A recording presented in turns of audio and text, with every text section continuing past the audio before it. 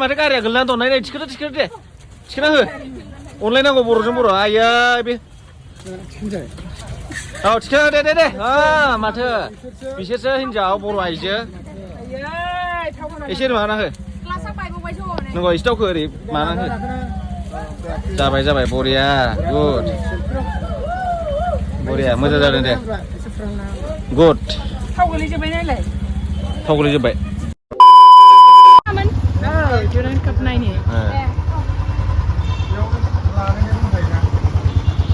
जोङो दा दुरान्ड काप नायनो रेडि जाबाय जों गासै साब्रै दङ ओमफ्राय दा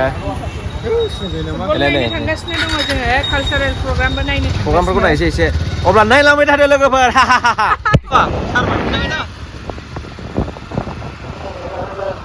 नायलांबाय थादो लोगोफोर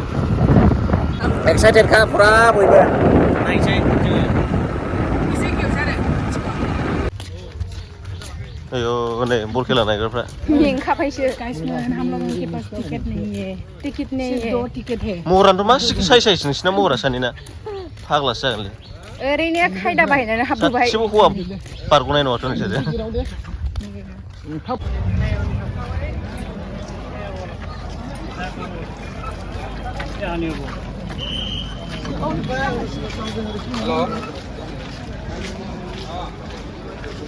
फाइनालि मोनफैबायानोसै मैया दासो हांगासिनो दं मानसिफ्रा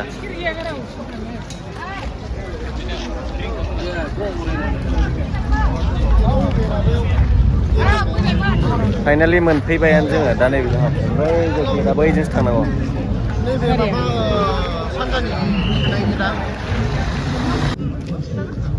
टिकेट लाग्राखौनो दाबो लोगो मोनाखै जोङो बेनावसो दङ टिकेटानो बेखौनो नेगासिनो दं सिङाव हाबखागोन ना माखोथाय नैबेजों भिआइपिफोर खोमा एसे बेजों माखासे हाबदों बैथिं जेनेरेल बै गेट मोनसेजों दासो गांनै मोनजेनदों आहा गांनै नांबावगौ बेखौबा बबेनिफ्राय मोनगोनथाय इसोरसो जानो गनाय मोनासारा मा जाबाय जारलासो जोंना संसारा बिदिनो माथो खालामबावनो थेवबो जेरैखि जाया हाबगोन जोङो गेरेन्टि दा मोननै मोनग्रोनायबाय मालायफ्रा हाबलांजोब्बाय नै हाबबाय जों दा ओइलाय चेकिं खालामगासिनो दं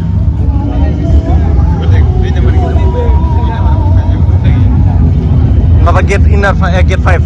हाबनायनि आरो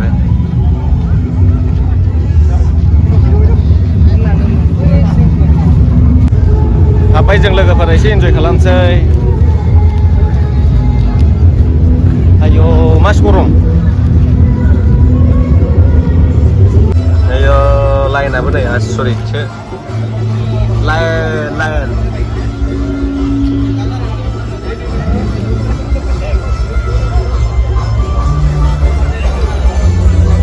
एसे जोंबो आयौ गरमा जा मोजां मोनदोंमोन मा फेरलाय मोजां खालामलाय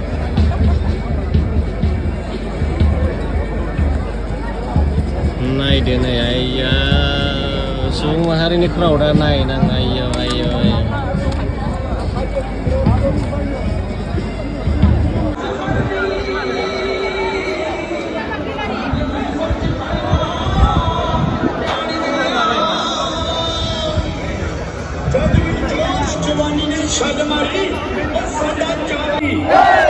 Bharat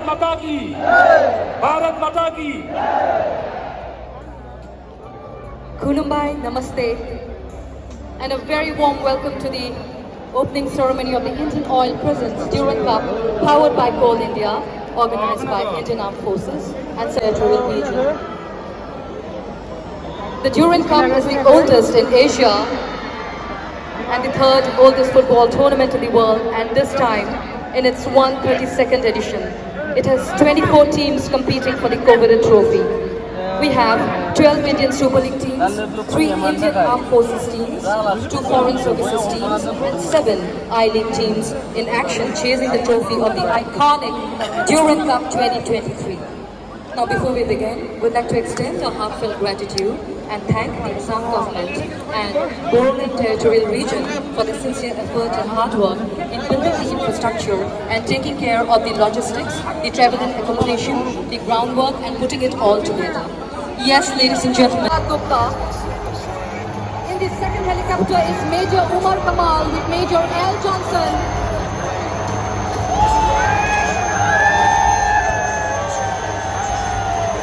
The two trainer helicopters flying with the line as formation.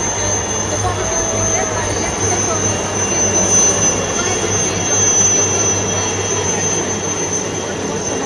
5-6 helicopter unit.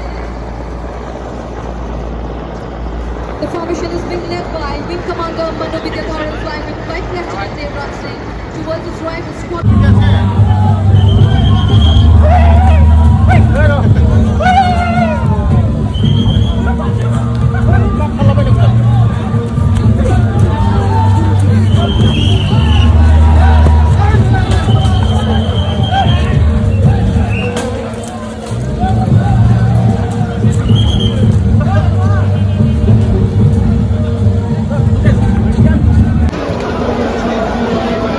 अखा जाना फैजोब्बाय नै सिङाव अखा जाना नै बावसो फैयो अखा सिजाजोब्बाय बयबो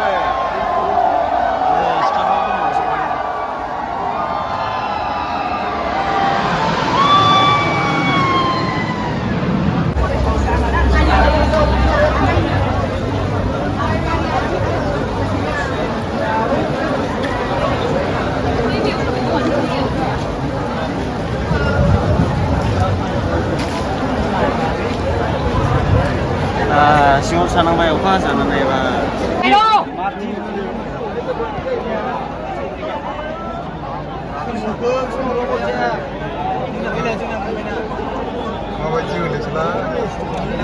देरहाया बायदिसो मोनदों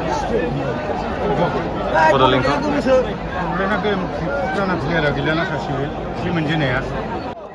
गुड नट बेड गुड जादोंथ' गावनि आन्था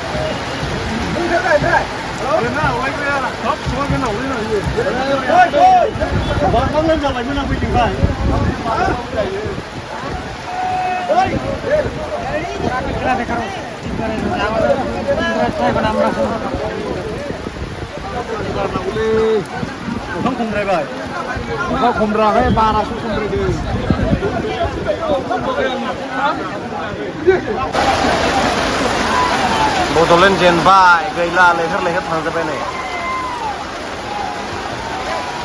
बड'लेण्ड एफसि गैला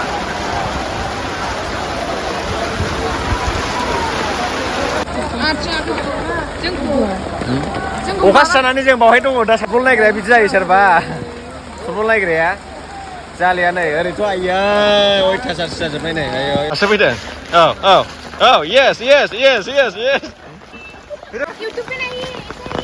बेयाव मोसा बैयाव जों दा सिजाजोब्बाय जालिया नै सिजाजोब्बाय हिनजाव माखासे दङ निबाव सानै सिख्लाफ्रा खाथा लाबोआखै ओमफ्राय दाना मा खालामगोन मा उसुबिदा जाबाय थाबाय बिराद माने सिजाबाय आरोना दाना बे गथ'फ्राथ' आं होनबाथ' बिसोर आंजों हमखाथारगोन सानबाय आङो दाना बेनिफ्राय दाना नोंसोरो माबा अखा सिजाना देरसिन लाजियाबा आंजों हमफादो होनबाय आङो ओमफ्राय दाना लाजिफ्लालायो फार्स्टआव उनावहाय आराम दावलायबाय आयौ साला नंखायसो इन्टारेस्ट मोनदों नोङो बेटारि मावफाथा मोननो आदे एसे सिहोबावनानैसो लाफानांगौमोन दा नोंसोर फन हराबा आं फैखायामोन रा जाबा जाबायना